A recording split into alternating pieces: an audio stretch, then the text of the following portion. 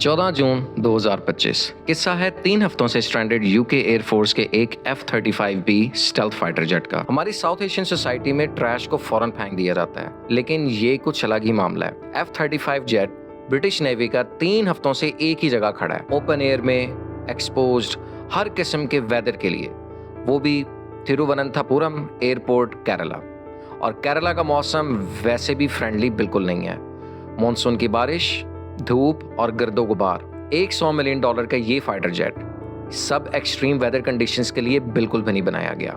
लगता है इसकी स्टेल्थ कैपेबिलिटी सिर्फ बातों की हद तक थी।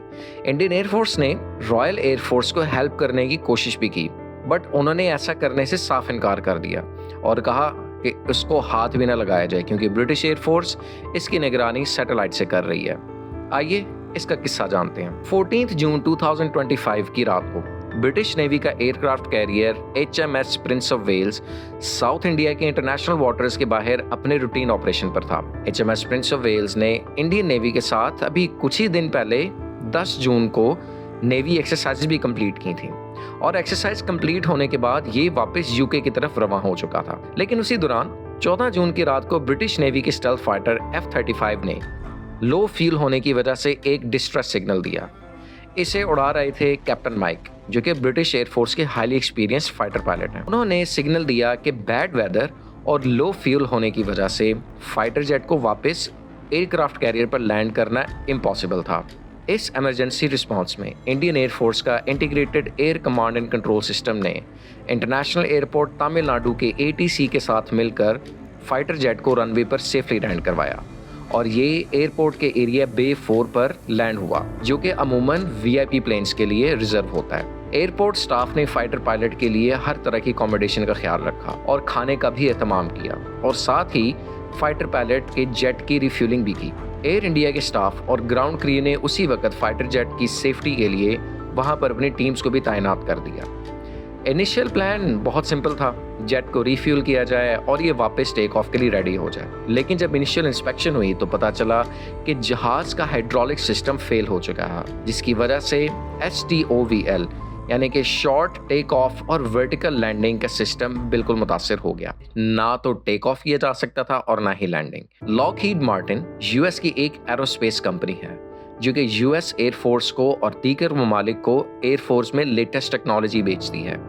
उसी ने ही F-35B फाइटर जेट बनाया। इस फाइटर जेट की ये खास बात है कि लॉकहीड मार्टिन का सबसे लेटेस्ट जहाज है जिसकी कॉस्ट $100 मिलियन से भी ज्यादा है।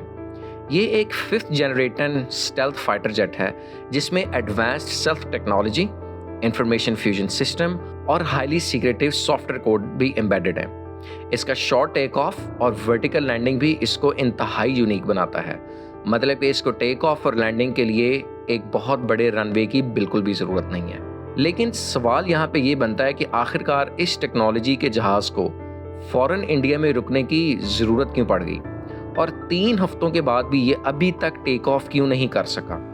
अब सुनने में आ रहा है कि लॉकहीड मार्टिन और रॉयल नेवी की एक टीम रवाना हो चुकी है इस फाइटर पायलट को डिसमेंटल करके C-17 में यूके वापस ले जाने के लिए। C-17 77 टन वेट लिफ्ट कर सकता है और F-35 का वेट 14.5 टन है।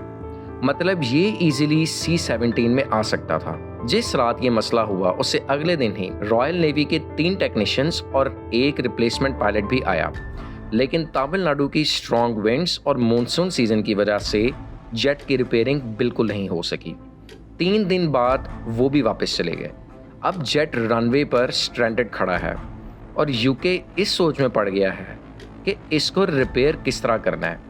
इंडियन एयरपोर्ट अथॉरिटीज़ ने अब ये भी कंफर्म कर दिया है कि जितने दिनों से ये खड़ा है उसकी वजह से daily parking charges 26,000 Indian rupees हैं, जो कि पाकिस्तानी लगभग 86,000 रुपीज़ या $300 बनते हैं। ये रेट एयरक्राफ्ट के साइज़ और वेट के हिसाब से होता है, लेकिन F-35 एक लाइट वेट एयरक्राफ्ट है, इसलिए इसकी डेली पार्किंग फ़ी भी इतनी ज़्यादा नहीं है। 3 हफ्तों में ये एक मिस्ट्री केस से हटकर अवाम के लिए एक मीम मटेरियल बन गया।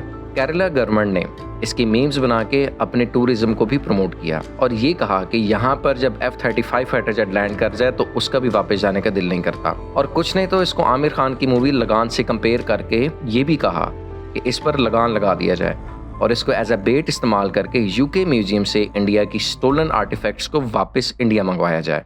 और अब सुनने में ये आ रहा है कि लॉकहीड मार्टिन के एक्सपर्ट्स भी यूके रॉयल नेवी के साथ इंडिया लैंड करेंगे ताकि वो इस प्लेन को डिसमेंटल कर सकें और इसको वापस लेके जाया जा सके।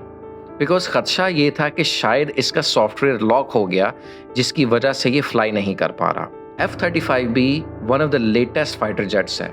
इसकी बहुत ज़बरदस्त टेक्नोलॉजी है और जहाँ तक हमें लगता है कि मोस्ट प्रॉब्ली इसमें कोई ऐसा फॉल्ट आ गया था जिससे ब्रिटिश पायलट भी इसको टेक ऑफ नहीं कर पाया।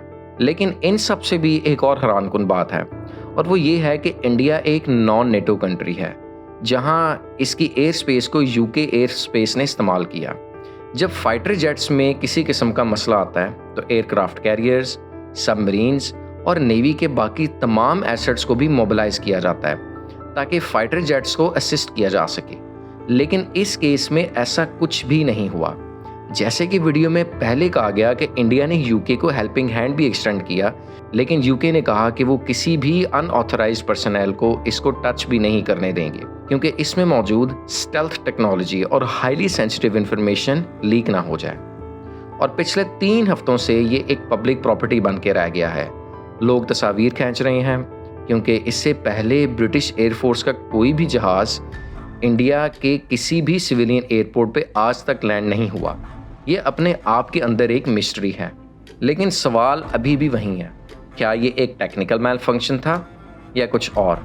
कि यूके सीक्रेटली इंडिया के रडार और एयर डिफेंस सिस्टम को टेस्ट कर रहा था, या शायद ये एक स्टेल्थ परफॉर्मेंस चेक था इंटेंशनली, या वाकई में कोई सॉफ्टवेयर ग्लिच था जिसने प्लेन को लॉक कर दिया और वो उड़ नहीं सका। 3 हफ्तों के बाद आखिरकार अब यूके ने फाइनली एक्नॉलेज कर ही दिया कि इंडिया ने इस इमरजेंसी में उसका साथ दिया। रॉयल एयरफोर्स ने तो ऑफिशियली थैंक्स भी बोल डाला और इंडियन हॉस्पिटैलिटी को अप्रिशिएट भी किया। एंड में अब फैसला आपका है, क्या ये एक malfunctioning fighter jet case था या किसी छुपी हुई जियोपॉलिटिकल चाल का हिस्सा? क्या F-35 वाकई में हेल्पलेस था या दुनिया को कुछ और मैसेज दिया जा रहा था? कमेंट में लिखिए अपनी राय, हमें आगाह कीजिए। अपना ख्याल रखिएगा, फिर मिलते हैं एक और वीडियो में। टेक केयर, अल्लाह हाफिज़।